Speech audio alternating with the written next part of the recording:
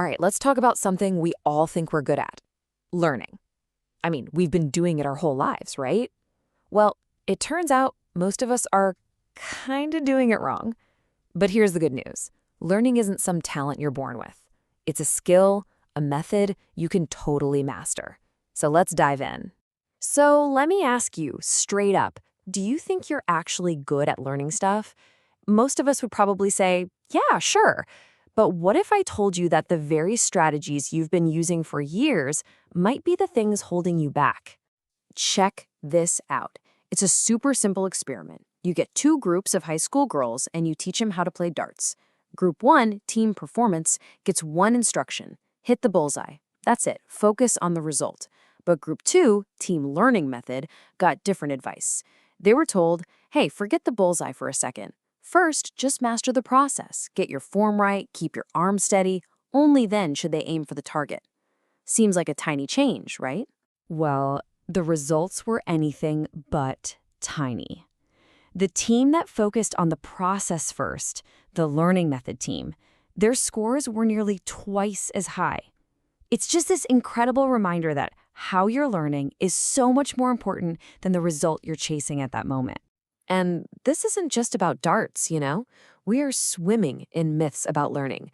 A survey found that a staggering 80% of people believe in learning styles, which, by the way, have been totally debunked by research. Or how about this? 2/3 of us think telling a kid they're smart is a good thing, when it can actually hurt their motivation. We're all working with a pretty faulty instruction manual. And that brings us to our first huge idea here. Learning isn't a gift, it's a process. It's a system that you can learn, that you can practice, and that you can get better at. It has nothing to do with being born smart. And the author of the book this is all based on, he knows this from personal experience. As a kid, he really struggled in school. He was distracted, his grades were not great, and one of his teachers actually told his mom he'd probably grow up to be a cook. He was basically written off as a kid who just couldn't learn. But look at this journey. He went from being that struggling fourth grader, failing exams, to absolutely acing his college entrance exams and getting into an Ivy League school. His brain didn't magically change. He just learned how to learn. His story is just incredible proof that your method matters way more than where you start. So, how do we actually start this journey? Well, the very first step isn't a study hack or some fancy technique. It's a feeling. Before anything else, you've got to fuel your learning engine. You need motivation. This all comes down to something called the value principle. And it's simple. You can't really learn something if you don't care about it. Your brain needs more than just logic. It needs emotion. You have to find a personal reason for that subject to matter to you. It has to have value. Think about this Lego master, Jason Wolfson. He wasn't excited about a pile of plastic. Who would be? No, he was fascinated by what he could turn those bricks into. A scene from a book he loved, a phone booth from his favorite show. He found personal meaning and value in the act of building, and that lit the fire. And this isn't just some fluffy, feel-good idea. It gets real results. In one study, college students taking statistics, a subject a lot of people dread, were asked to just write a short essay on how it might be relevant to their own lives. The result? Their grades shot up. Someone from a C average to a B, just by finding that personal connection.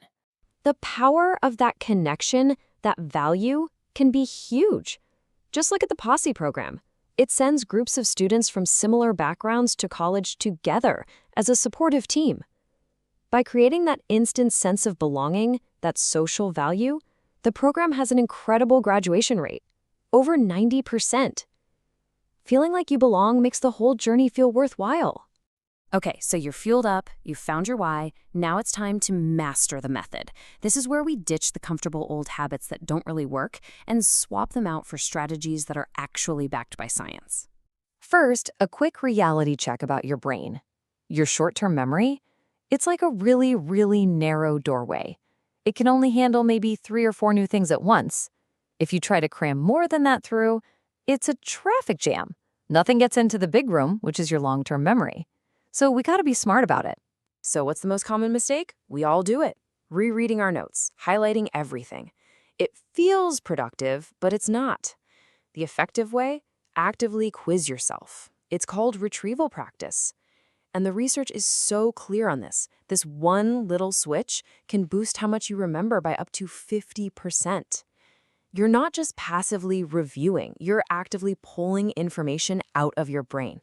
And if you want a poster child for this, look no further than Jeopardy champion Roger Craig. The guy was a beast. His secret? He used a software program to constantly quiz himself on thousands of old Jeopardy questions, spacing out the reviews. He wasn't just a trivia whiz, he was a learning strategist. You know, the words we use matter too. A lot. When you praise someone by saying, "You're so smart," you're accidentally promoting a fixed mindset. It makes failure feel devastating. But if you say, "Wow, you work so hard on that," now you're building a growth mindset. You're teaching them that failure isn't the end. It's just part of the process. And speaking of failure, if you're learning something new and you feel completely confused, good. That's what's supposed to happen. The mathematician Jordan Ellenberg said that when he's working at the highest level, he's confused 95% of the time. So remember that. Struggle isn't a sign that you're stupid. It's a sign that you're learning. So let's break down that strategy Roger Craig used. It's called spaced repetition, and it's genius. Here's how it works. Step 1, learn a thing. Step 2, review it right at the moment you're about to forget it. Step 3, next time, you wait even longer before you review it. You keep stretching that interval. That little bit of struggle to recall the information is what makes the memory stick for good. Okay, so we've got our why, our motivation, and we've got our how, our methods. The final, highest level is to put it all together and become a meta-learner. This just means learning to think about how you think. All right, one last question for you. On a scale of 1 to 7, how well could you explain, step by step, how a toilet works? Go ahead, pick a number. Most of us probably say a 5, maybe a 6. I mean, it's a toilet. How hard can it be? Well, a psychologist named Art Markman thought the same thing, but then he actually tried to write it down, and he couldn't. He had no idea. This is a real thing, and it's called the illusion of explanatory depth. We are all walking around wildly overconfident about what we actually understand. We think we know way more than we do. The way to break that illusion is to change how you think. See, novices just focus on isolated facts. They see the surface of things and memorize steps. But experts, they see the big picture. They see systems, patterns, and the deep structure that connects everything. True mastery isn't about collecting a bunch of facts. It's about building a mental model of how all those facts fit together. So, in the end, it all comes back to one core truth. Learning isn't about the talent you were born with. It's about the method you use. It's about finding value, using the right strategies, and being honest about what you don't know.